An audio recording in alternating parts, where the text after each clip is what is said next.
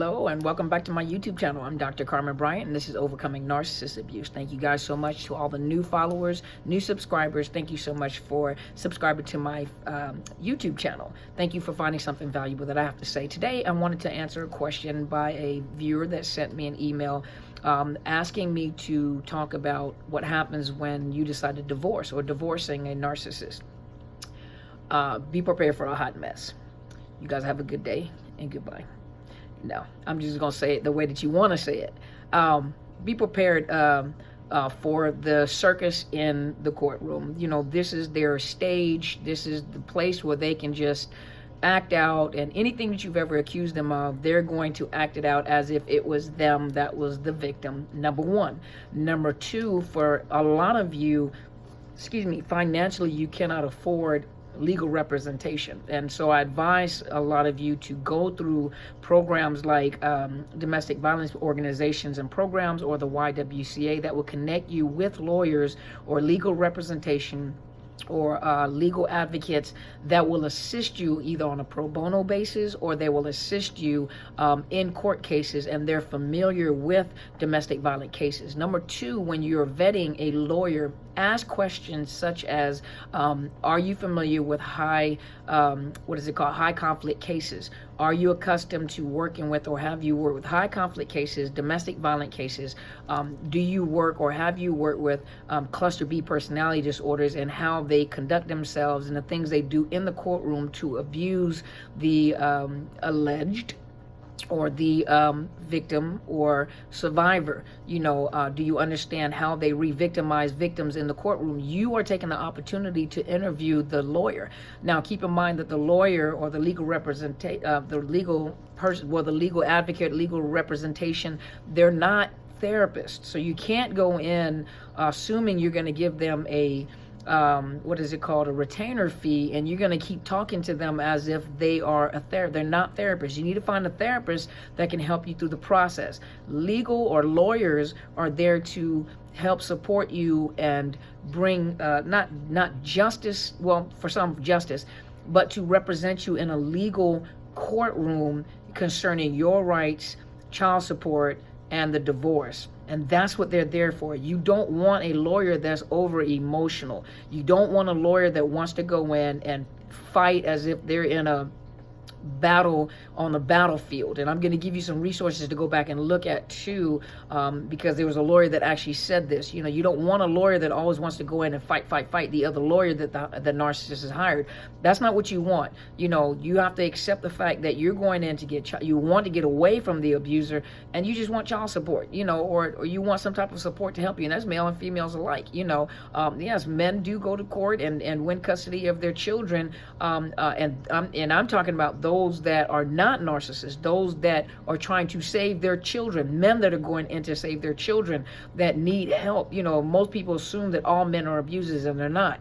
You know, I think one of the subscribers says that all men are cheaters. Well, in that case, all women are cheaters as well, because that's a false statement. That's not true. And there are good fathers. I've seen good fathers that are trying to save and protect their children, and the courts don't. You know, the courts they can't fathom the fact that a father can be a good father. And I'm not saying all courts, but I'm just saying for most people, you can't imagine, you know, the abuser is always the man. No, it's not. The woman is an abuser as well. Not all, but women are abusers too.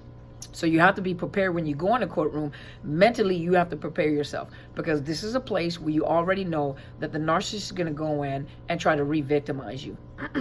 They use their charm, they use their expertise, they use their, you know, whatever knowledge they have to manipulate lawyers, judges.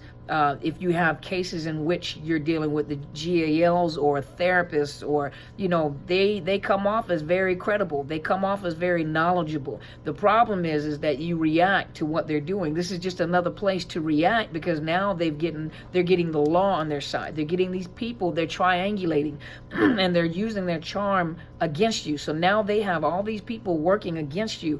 And the problem is that for most people that are going to court, either divorce or child support, custody hearings, You become reactionary. You become emotional. That's the whole point. Because if you look irrational and you look emotional enough, you look like the parent that's got the issue. You look like the parent that needs help. They accuse, you be prepared. They're going to smear your name in the courtroom. They're going to accuse you of having mental health disorders that you don't have. They're not professionals. They can't diagnose that. Doesn't matter what they think, and sometimes in the courtroom, you fall victim of that. You have to be prepared for that. Find a good lawyer to represent you and recognize that. Because they'll claim that you have all sorts of mental health issues. They'll demand psychological evaluations. They do try to influence the people that are involved because they want it to be on their side. Those are things you have to be prepared for, that you're a bad parent. They accuse you of things that that they did, abuse, rape, whatever, that you have to be prepared as well, that the parental alienation may be taking place at the time at which you guys are actually going to court, and that they're seeing the child. And so you have to be prepared, because the children are the youngest of the victims. They don't understand what is going on. A lot of courtrooms, lawyers and judges don't want to hear the term parental alienation. They don't want to hear the term narcissist abuse. Those are not you have to rely on that lawyer to speak on your behalf in the courtroom without you saying too much or writing too much. They get into a battle with you. This is their battlefield where they're accusing you, and what do? You write things and accuse them, and that was you. And so you got two people fighting back and forth. It becomes a mess. The lawyers and judges are like, this is too much. This is what we're going to do. 50-50, so now you have your children that are still in the grips of the abuser. A lot of people that are survivors of this kind of abuse, or abuse in general, that are going to court, you become overbearing because you are so desperate to save your children. You are so desperate that you become, almost controlling yourself. You're telling the lawyer what to do and what not to do. You're telling the therapist, all the advocates or whoever, you're telling them what they're going to do and what they're not going to do. So now you look like the person that has the issue. You are starting to fit the profile that they are creating for you in the courtroom. Another thing that you can talk to your lawyer about, or your legal those that are legally representing you, legal representation. That's what I'm trying to say. You can also inquire about, because what they'll do is, especially for those of you that really don't have the finances to keep going to court, they know that. So what they'll do is they'll continuously file motion after motion to do this, motion to do this, motion to do this. They'll just keep filing motion after motion after motion, and is eating up your money, is eating up your time. They file motion in different courts so that you don't show up. They have court hearings that you don't know anything about. You weren't informed. They send stuff to the wrong address on purpose. They give you the address and it's the wrong address on purpose, and so you can inquire with your lawyer to request the judge to look into litigation abuse.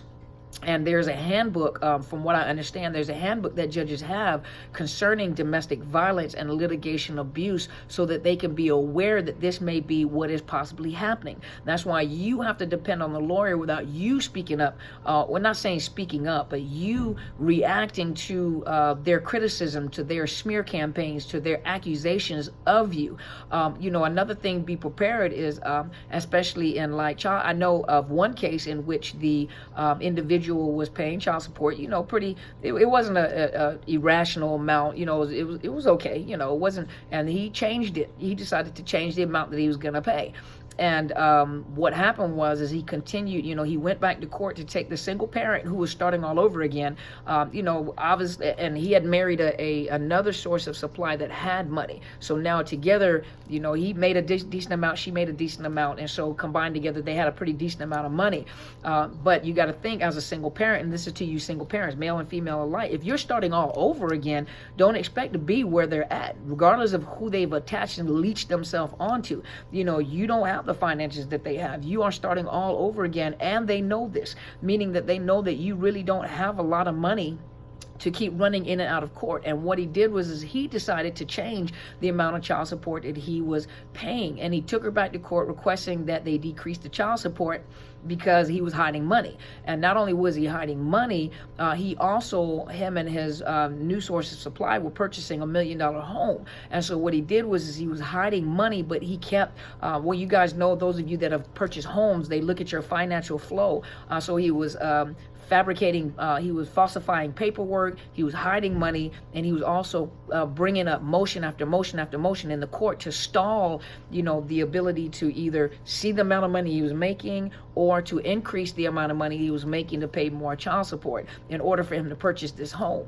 And so you have to be prepared that they do all sorts of things, and you don't know why they're doing what they're doing while you do. They're narcissists, but you have to be prepared for this drama in the courtroom. And some people end up staying in the courts, because the motion filed, the motion this, it takes time to do this, 30 days, trying to get a court date, So you have to be prepared, but talk to your lawyer and ask them to ask the judge to look into litigation abuse, and that's why I tell you guys, don't talk so much. Don't argue back with them like that, because you're trying to defend yourself, and all your life you had to defend yourself, and so now you're having to defend yourself with this narcissist, even in the court system. But courts are different than everyday life, and where they want you to do is make comments, and when you're confused and when you're anxious, you'll say things and you retract what you said, and it looks like you're the crazy person. That's the whole thing. They gaslight, they triangulate in the court systems, they smear your name, and so you have to be prepared. You have to look for a lawyer that is able and understands high conflict divorce and child support and child custody cases. Ask them how many cases have they done. I know when I spoke to my lawyer, she said that she is aware of a high conflict. She has worked high conflict divorces and child custody cases. That's why she doesn't take a lot of them, because it drains her. And so you have to think, if it's draining you, what do you think is doing to the lawyer that's dealing with high conflict cases? It drains. They are a energy zapper. They drain the energy out of everything around them. They wear people out, wear the judge out, wear the lawyers out, wear you out. Whoever other professional they have involved, they just wear them out. All this energy that they're sucking out of them. So hopefully that answered your question, what to prepare for when you're going through a divorce or a child custody cases with a narcissist. Hopefully that answered your question and gave you some insight. I also wanted to let you guys know, go to Tracy Malone. She talks about divorces. She had a video where she interviewed a couple of lawyers, I think one from Florida, one from somewhere, but she interviewed some lawyers that gave some advice on what to expect in the courtroom when you're dealing with a narcissist divorces. There's another one, let me see, let me look. I will find it for you guys. It's on my other phone.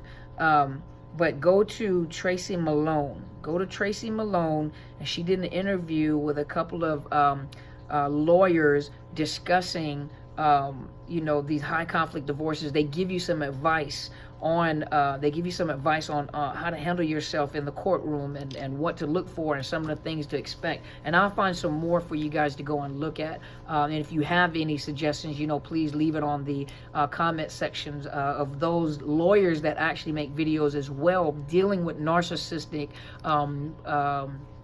divorces. Some of you guys are in that phase, and some of you guys are in recovery. Some of you are just coming out. So I hope these videos are helping you guys. Please make sure you check out my mentor's YouTube channel as well. It is Helen Sadler, Destiny Helper, and she gives you a perspective on narcissist abuse from a biblical and spiritual perspective. Also, Bishop R.C. Blakes is doing videos concerning narcissist abuse, and he does it. I really like, he did this last one about hoovering, and he gives you a perspective on what he's learning as a pastor and how to counsel couples, what to look for, how to separate. So I'm very grateful that pastors are now, or religious leaders are now, taking the opportunity to learn about this, so people are not unsuspectedly being re-abused or re-victimized even within the church. And so hopefully, there are other coaches that are online on YouTube that are teaching. So find those that resonate with you.